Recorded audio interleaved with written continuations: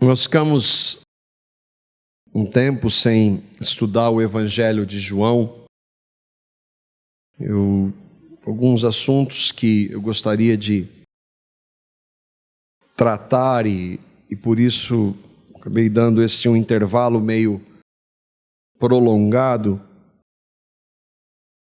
E esta semana eu retomei a leitura e a meditação no Evangelho de João e como me alegra, eu já falei algumas vezes, como compartilhei com vocês, como me alegra estudar a palavra verso a verso, ler, reler, meditar, como a palavra de Deus ela é rica, como ela fala, como o Senhor fala conosco, e como é bom e é importante nós passarmos devagar pelos textos, pedindo para que o Senhor fale conosco. E se nós cremos, Ele fala.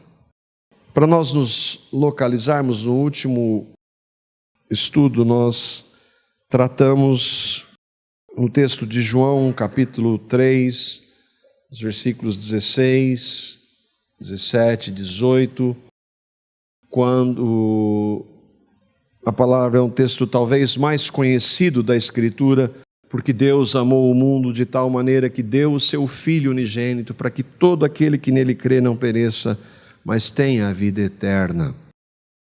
Deus enviou o seu Filho ao mundo, não para condenar o mundo, mas para que o mundo fosse salvo por ele. Quem nele crê não é condenado, mas quem não crê já está condenado, porque não crê no nome do Filho unigênito de Deus. E nós vimos um pouco de quem é esse mundo que o Senhor fala em sua palavra. E nós paramos no versículo 21 e vamos retomar hoje, versículo 22 até o versículo 35. Vamos ler de maneira pausada. Procure ler o texto e meditar nele. Peça ao Senhor para que fale. Leia em oração, ainda que não dizendo e proferindo, mas meditando. E peça ao Senhor que fale a você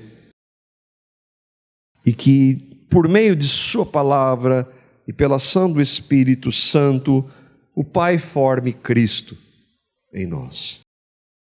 João capítulo 3, os versículos 22 até o versículo 35, nós vamos fazer uma primeira leitura e depois vamos andar de maneira pausada nos versos. Depois disso, Jesus foi com os seus discípulos para a terra da Judeia, onde passou algum tempo com eles e batizava. João também estava batizando em Enom, perto de Salim, porque havia ali muitas águas e o povo vinha para ser batizado. Isso se deu antes de João ser preso, João Batista.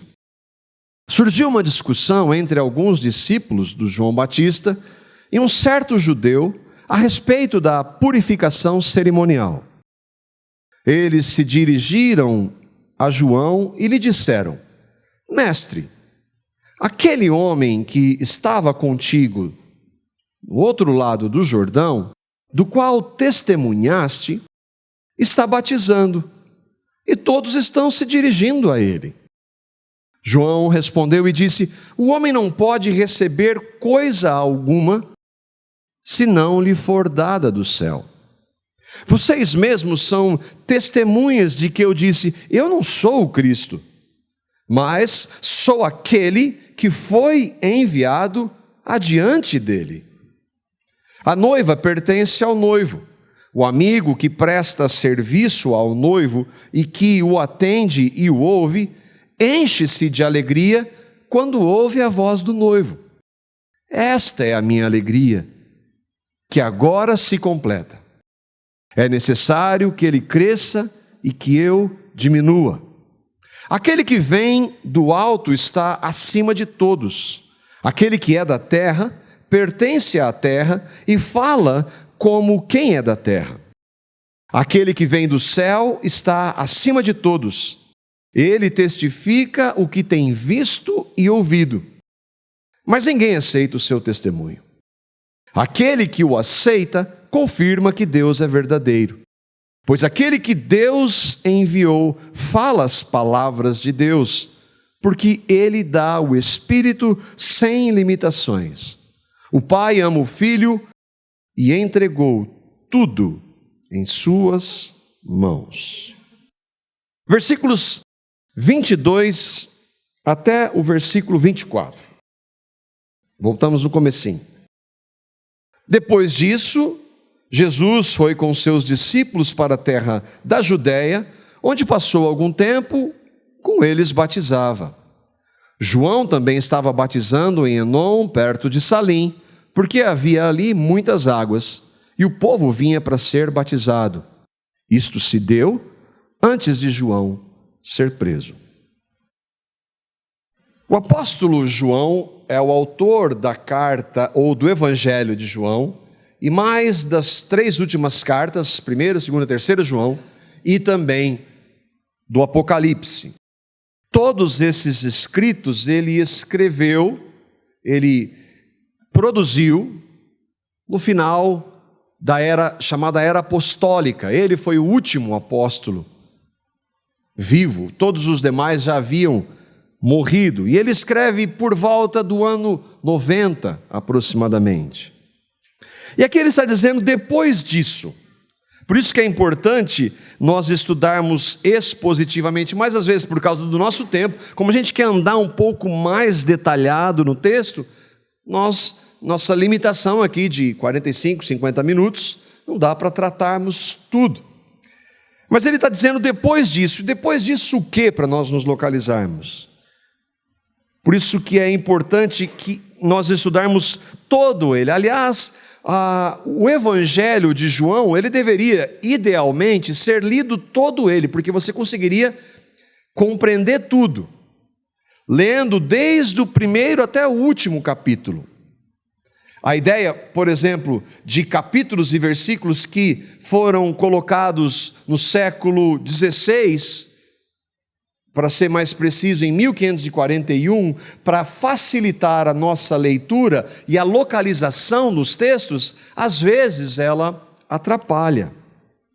Nós não conseguimos ver estes textos aqui sem desconsiderar pelo menos os primeiros versículos, capítulo 3 até o versículo 21. João é um texto só. E ele deveria ser lido de uma vez só. Por isso, é muito bom que você, se você tiver um tempo, separe um bom tempo para ler todo o Evangelho. Mas depois do quê? Depois da conversa, se você voltar um pouquinho, ele está conversando, o Senhor Jesus, ele estava conversando com um homem chamado Nicodemos, era um fariseu, que foi conversar com ele, e ali ele mostra para aquele homem religioso que ele precisava nascer de novo, ou nascer do alto, ou nascer do Espírito, que são expressões diferentes para dizer ele precisava de uma nova vida, ser regenerado, justificado. Depois também de dizer que só Deus pode fazer alguém nascer. E aí por isso que ele usa a figura do vento. A palavra espírito no grego é pneuma. E daí então Jesus dizer que o espírito é como o vento. Ele diz, ele sopra onde quer, ninguém sabe de onde vem, nem de onde vai. Mas o que Jesus quer dizer? Assim é todo aquele que é nascido do Espírito, ou seja, todo aquele que um dia o Espírito revelou a Cristo quando Ele quis, porque Ele quis. Essa é a vontade do Senhor. Então ele está falando para nós nos localizarmos dessa realidade. E esse nascer, o que é esse nascer de novo? É o texto que eu citei antes. Quem nele crê não é condenado. O que é nascer de novo? Crer em Cristo. Crer da boca para fora? Não. Crer de verdade, de coração. Algo que é produzido por Deus e pelo seu Espírito. Por isso, então, que nós não podemos separar e ver o que nós vamos ver agora, não dá para nós separarmos do que estava um pouco antes. A conversa com Nicodemos foi em Jerusalém, na época da Páscoa. Em João 2:23, nós vemos isso. E agora ele vai para a Judéia, ele sai de Jerusalém e vai para a Judéia. Mas a Judéia não é o estado onde fica a cidade de Jerusalém? Para alguns, sim. Alguns fazem distinção, porque Jerusalém era a cidade mais importante de Israel. Então, às vezes, eles fazem essa distinção do estado para a cidade. E ele vai, então, com seus discípulos, e ele estava pensando, Jesus andou 3 anos com aqueles homens. De manhã, à tarde e à noite. Às vezes nós nos reunimos para conversar sobre a palavra e alguns irmãos vêm fazendo algumas perguntas e às vezes eu tenho algumas dúvidas em relação à palavra, eu vou perguntar para alguns irmãos, mas já pensou sentar, Senhor Jesus, porque eu posso trazer uma interpretação, um irmão, mas Senhor, o que isso quer dizer? Ali não tinha interpretação, não tinha erro. Andar com Ele, ter comunhão com Ele, Ele dirigindo cada passo, cada detalhe, mostrando com graça e misericórdia, mas com verdade, o caminho onde nós devemos andar, e não somente isso, nos capacitando, tendo misericórdia quando nós erramos, nos perdoando sempre. Aqueles homens andavam todo o tempo com Jesus, com o Senhor Jesus. Eu fiquei pensando um pouco sobre isso. Que privilégio. Quem batizava, o texto diz que Jesus foi para Judéia com seus discípulos para batizar, mas se nós lermos João 4:2, nós vamos passar, quem batizava eram os discípulos e não o Senhor Jesus. E aí então nós temos, o texto está dizendo que eles foram e batizavam. Um irmão, Craig Kenner, que é um historiador, ele diz assim que entre os judeus, quando um gentio se convertia ao judaísmo, ele era batizado por imersão. Era uma prática que os judeus tinham. De onde veio essa prática do batismo? Era uma prática que havia no judaísmo, quando alguém que não era judeu e que era convertido ao judaísmo, eles batizavam por imersão. E aí então, o Senhor usou essa forma e trouxe ela para a igreja. João Batista adotou essa prática, dirigida pelo Espírito, por isso então ele batizava. E quando uma pessoa cria no Senhor, ela era então batizada. Jesus também disse que essa deveria ser uma prática entre aqueles que viriam a crer no Evangelho. Marcos capítulo 16, versículos 15 e 16, Jesus é quem está ordenando, e daí então nós entendemos que esta é uma prática que a igreja cristã genuína deve ter e deve adotar. Marcos capítulo 16, versículos 15 e 16, diz assim: e disse-lhes, aí ele está falando para os apóstolos, para os discípulos, antes dele ir para o céu, ele diz: ide por todo o mundo, pregai o evangelho a toda a criatura. E aí eu destaquei: quem crer e for batizado será salvo, mas quem não crer será condenado. Às vezes, então o batismo faz parte da salvação? O próprio texto está dizendo: quem crer e for batizado será salvo, mas não diz quem não crer e não for batizado. O que importa é crer. Agora, se eu genuinamente creio, porque o Senhor mandou ser batizado, então eu quero ser batizado. Primeiro vem o crer, e daí então nós entendermos que não dá para batizar um bebê. Por quê? Porque ele não tem a capacidade de crer. O Senhor disse, e nós entendemos que aqui essa ordem está dirigida pelo Espírito como um mandamento: crer primeiro e depois ser batizado. A ordem dos fatores aqui altera sim. Essa ordem é importante. Por isso então que nós não batizamos crianças, porque elas não têm a capacidade de crer. O batismo não é para ser salvo, porque senão seria obra. Nós somos salvos pela graça.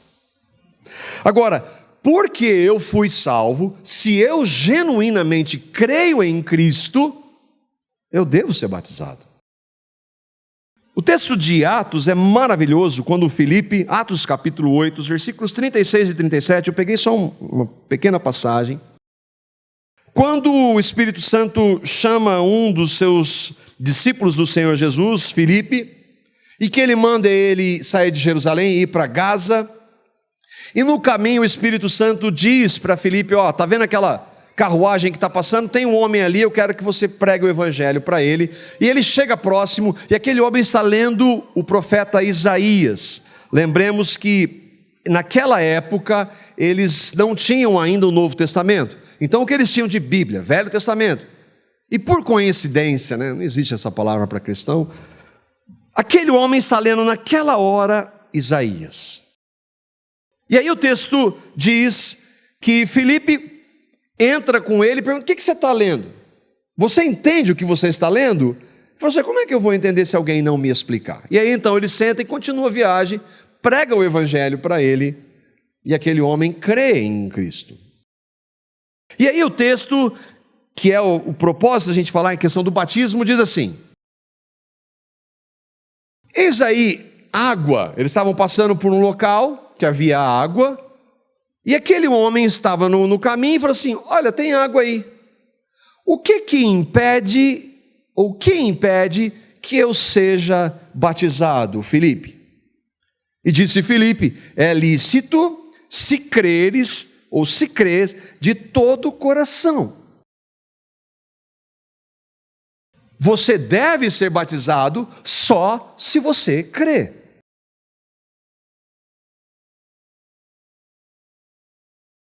O que impede? Não crer. Se alguém não crê, não deve ser batizado. Mas se crê, por amor ao Senhor e amor, Jesus falou assim, se vocês me amam, obedeçam aos meus mandamentos. Um dos mandamentos é ser batizado. Então, Senhor, eu quero. É lícito se você crê. Eu creio. Eu creio, Então, vamos descer lá e já batiza. E foi o que aconteceu. Crer e ser batizado. Ao falar do João Batista, que estava batizando, João, o apóstolo, diz algo muito interessante. O texto que nós vimos lá disse o quê? Que havia ali muitas águas. É algo para se meditar. Por que muitas águas? E nós entendemos que ali é uma demonstração de que deveria ser trazido as muitas águas. E o batismo então, por isso que nós batizamos por imersão, porque ele simboliza melhor o que o sacrifício de Cristo de a nossa inclusão no corpo de Cristo, imersão no corpo de Cristo. Daí então, do batismo ser que nós cremos, por esse e outros textos, ser então por imersão. Por que ele diz ali, muitas águas? Não há texto sem o propósito. Muitas águas, nós entendemos que podemos trazer para essa ideia de que o batismo, para que alguém pudesse ser imerso na água, deveria haver muitas águas. O apóstolo João escreve que isto se deu antes de João ser preso. Lembra que João, o apóstolo, escreve isso 90 anos, ou aproximadamente 60 anos depois do que ocorreu. Versículos 25 e 26. Surgiu uma discussão entre alguns discípulos de João Batista e um certo judeu a respeito da purificação cerimonial. Eles se dirigiram a João e lhe disseram, mestre, aquele homem que estava contigo no outro lado do Jordão, do qual testemunhaste, está batizando e todos estão se dirigindo a ele.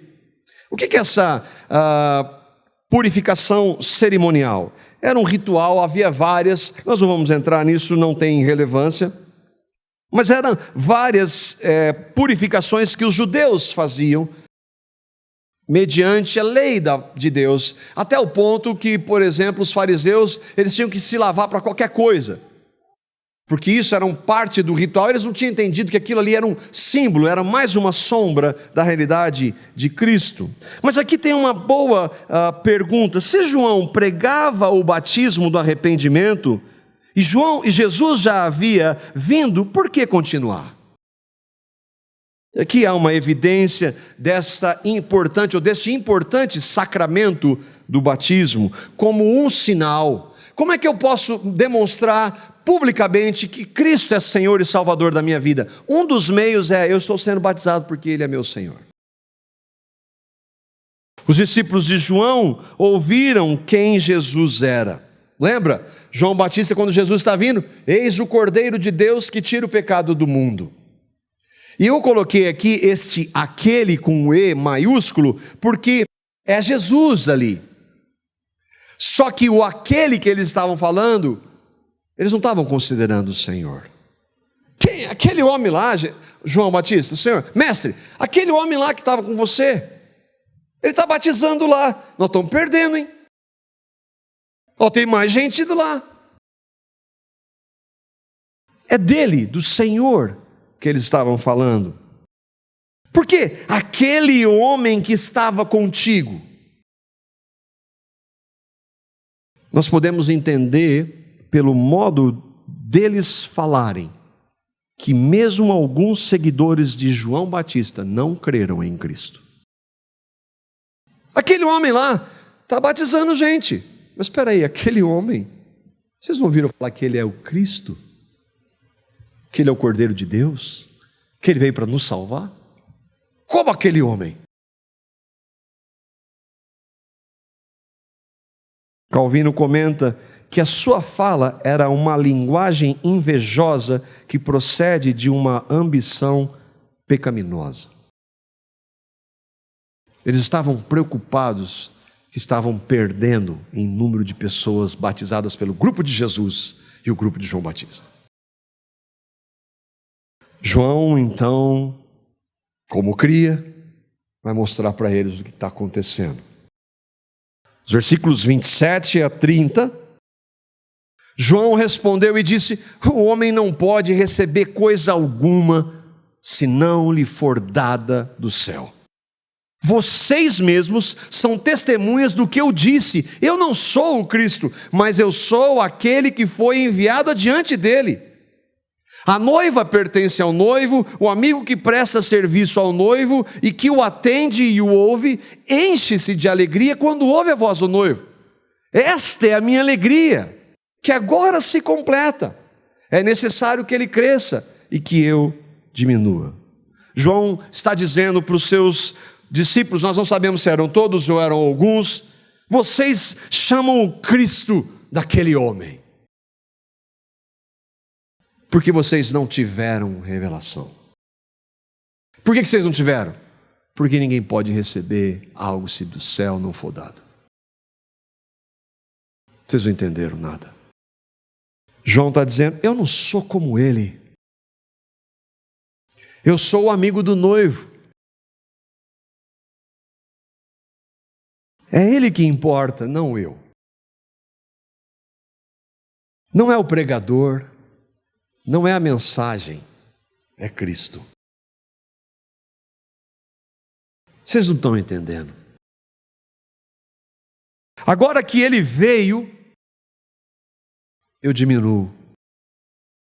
Eu só vim para anunciar Cristo. Eu e todo o Velho Testamento. Eu e todos os profetas. Eu vim para mostrar Cristo e ele veio. É ele. Ele não é um mestre como eu. Eu sou um pecador. Ele é o meu Senhor e Salvador. Ele é Deus homem. Ele não é aquele homem.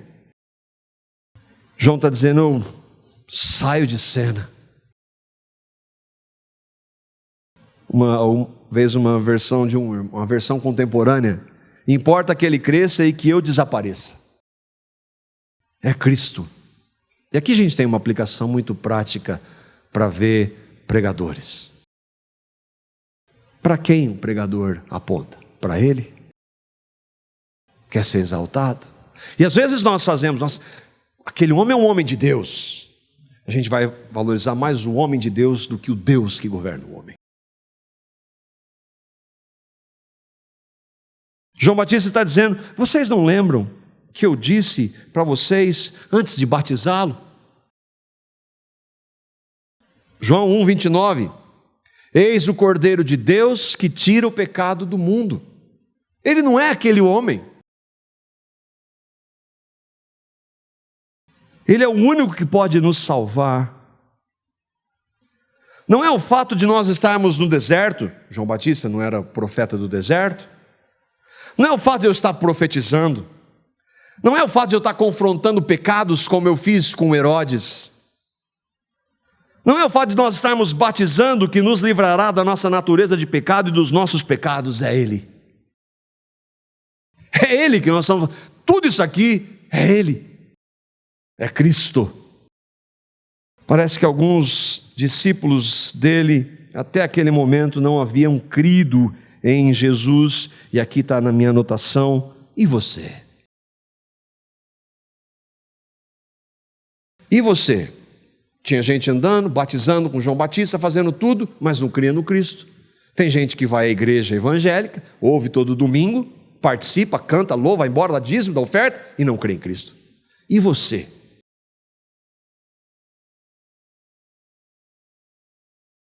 Que o Espírito Santo incomode o seu coração. Houve um momento na sua vida, não porque eu nasci na igreja, e daí? Mas houve um momento na sua vida, você pode até não lembrar o dia nem a hora, mas houve um momento que um dia você ouviu o Evangelho. Ouviu que é um pecador, que não pode mudar isso, que não adianta participar da religião A, B ou C, que os seus atos de justiça são trapos de imundícia, que você não pode agradar a Deus, e que você viu que era um pecador ou uma pecadora, e que você se arrependeu dos seus pecados, movido pelo Espírito Santo, e aí olhou para Cristo, o único que poderia salvar, e você o recebeu como Salvador e Senhor, que você um dia creu no que Ele fez, a sua morte e ressurreição por você, e que não somente isso, que Ele morreu e fez com que você morresse no corpo santo dEle sem pecado, e que não somente isso, mas Ele te deu uma nova vida. Isso não são textos decorados, isso é uma realidade que você precisa crer. Você crê, você tem certeza disso. O Espírito de Deus testifica com o seu Espírito que você é um filho de Deus. Tem certeza? Nós vemos no texto algo que nós sempre enfatizamos. Será que um profeta como João Batista, um homem que Jesus se refere como entre os nascidos de mulher, não surgiu ninguém maior do que João Batista? Será que esse homem não teria capacidade de persuadir outros homens a crer no Evangelho? Vocês entendem quando a gente diz, ou melhor, quando nós enfatizamos, que se o Espírito Santo não fizer, ninguém faz. Um homem nascido de mulher, não surgiu um único sobre a face da terra em toda a história. Jesus disse isso, e ele não podia sequer converter os seus discípulos. Porque nem ele nem ninguém pode, se o Espírito Santo não fizer. Por revelação do Espírito Santo, ele reconhece: não sou eu. Vocês não conseguem entender. Não é o pregador, não é a sua capacidade de argumentação, não é muito menos o pecador que não quer, que não busca a Deus e que ama o seu pecado, é o Espírito Santo que quebra tudo isso.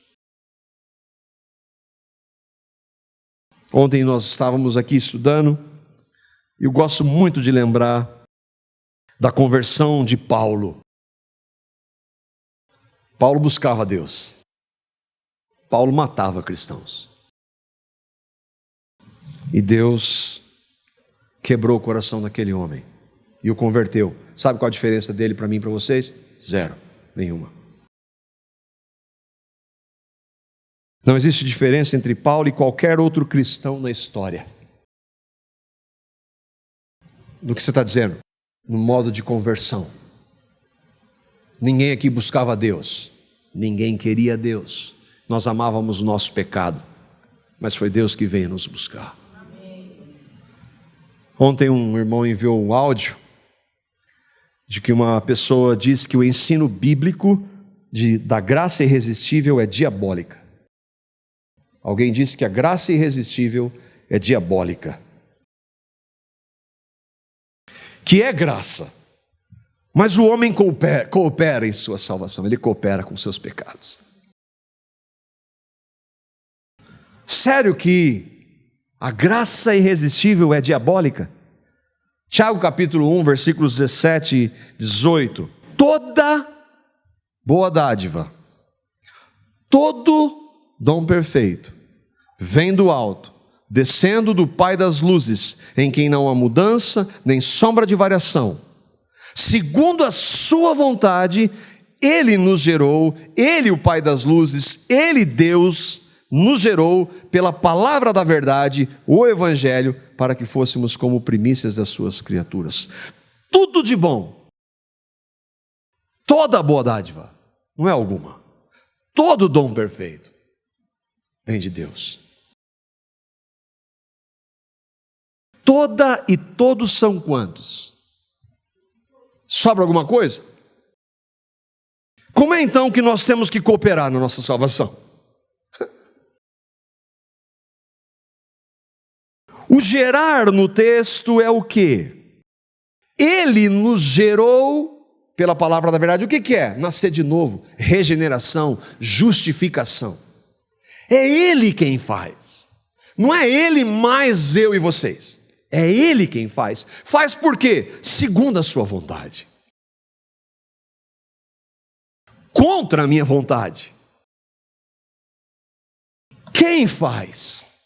Ele faz o quê? Ele faz por quê? E se Ele não fizer?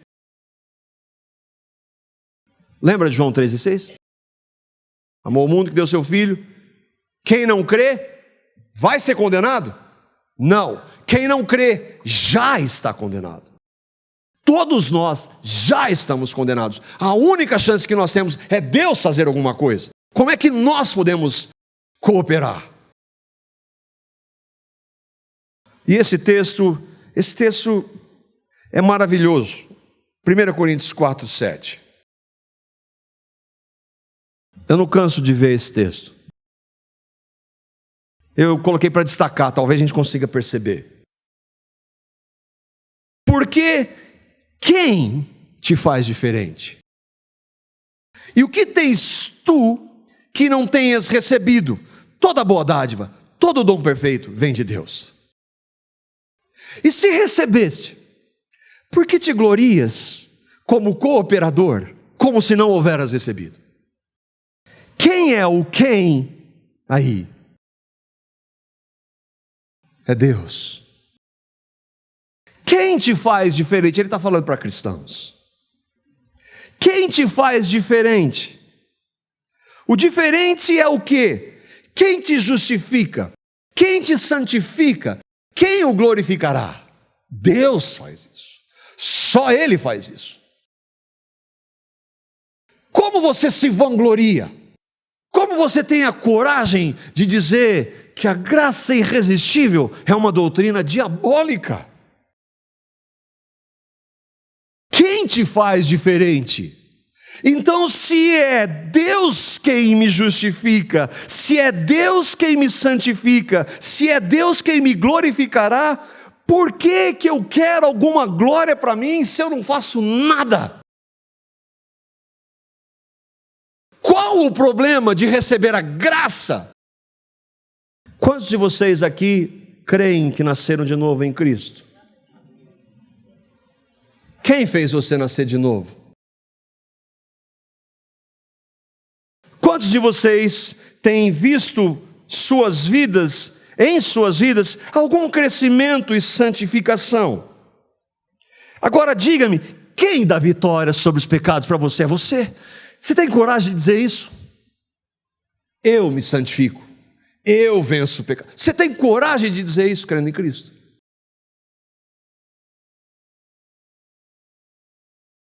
Quando Cristo voltar, Quem vai transformar o seu corpo corruptível em um corpo de glória? Quem vence a carne, o mundo e o diabo? Você? Eu? Que tens tu que não tenhas recebido? Ou ainda, o homem não pode receber coisa alguma se do céu não for dado. Irmão, sabe por que as doutrinas, isso é para mim, sabe por que as doutrinas da graça nos incomodam? Porque mesmo nós que fomos regenerados, há resquícios do velho homem em nós. Porque ainda nós temos aquele, lembra? Como Deus sereis. Lembra onde foi dito isso? Quando entrou o pecado. Porque a religião está de tal forma impregnada em nosso ser, que a gente quer alguma coisa. A gente quer participar em alguma coisa. Porque eu ainda não posso admitir que não é possível que eu não faça nada.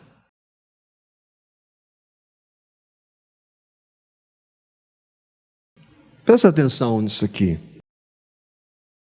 Eu espero que você entenda isso. Eu creio nas doutrinas bíblicas da graça de Deus, porque eu fui levado pelo Espírito Santo a reconhecer que a única coisa que eu tenho e posso produzir são os meus pecados, justiça própria e hipocrisia. Toda boa dádiva, todo dom perfeito, tudo que eu recebi de bom, e se hoje creio em Cristo e sou diferente, é porque tudo isso recebi do céu, do Pai das luzes, por sua graça, misericórdia, amor e vontade. Mas isso fere a nossa justiça própria, o nosso orgulho. Não, você não sabe quem eu sou. E religioso é muito bom para fazer isso. João está dizendo, esta é a minha alegria, e agora se completa. Quem é a sua alegria, João? Cristo.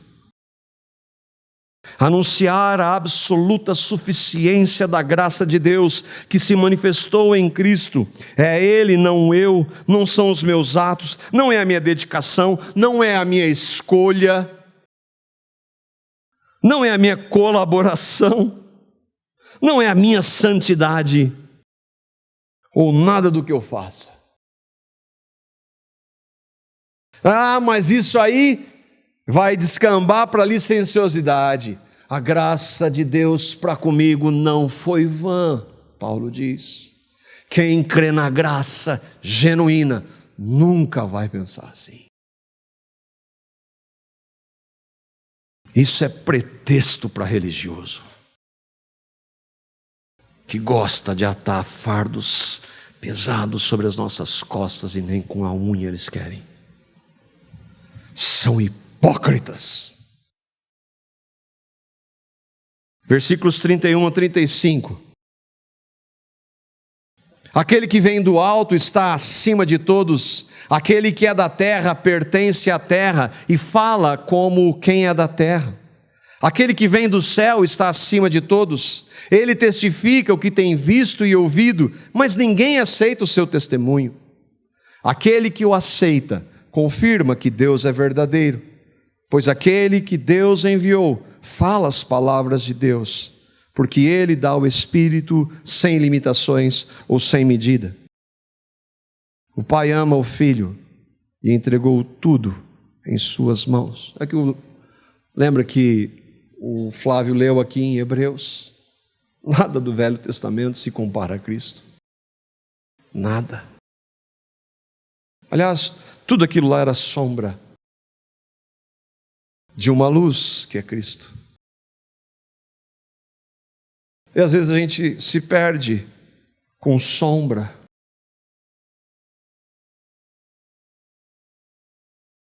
João está aqui dizendo: Jesus é Deus, aquele que vem do alto está acima de todos. Quem veio?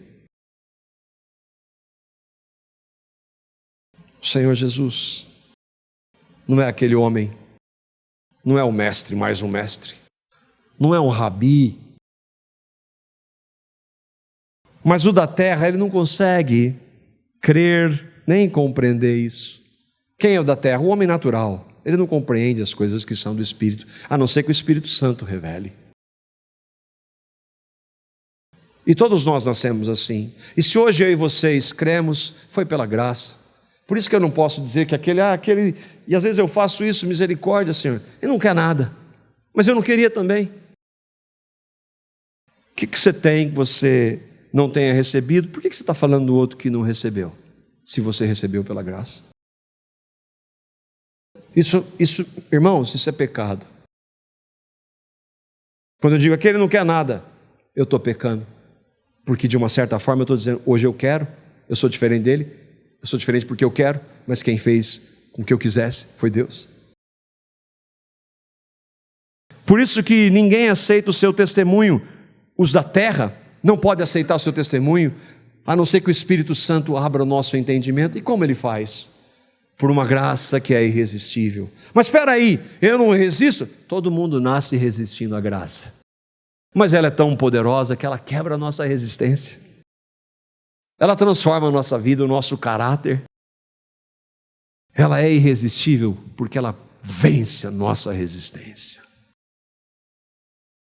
Quem dá o Espírito sem medida? Deus Pai deu o Filho, Deus Pai dá o Espírito que governa a nossa vida. Não tem como fugir da graça.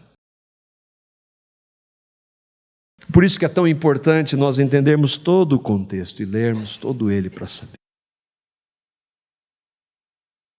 João vai escrever então que o Pai ama o Filho e entregou quanto?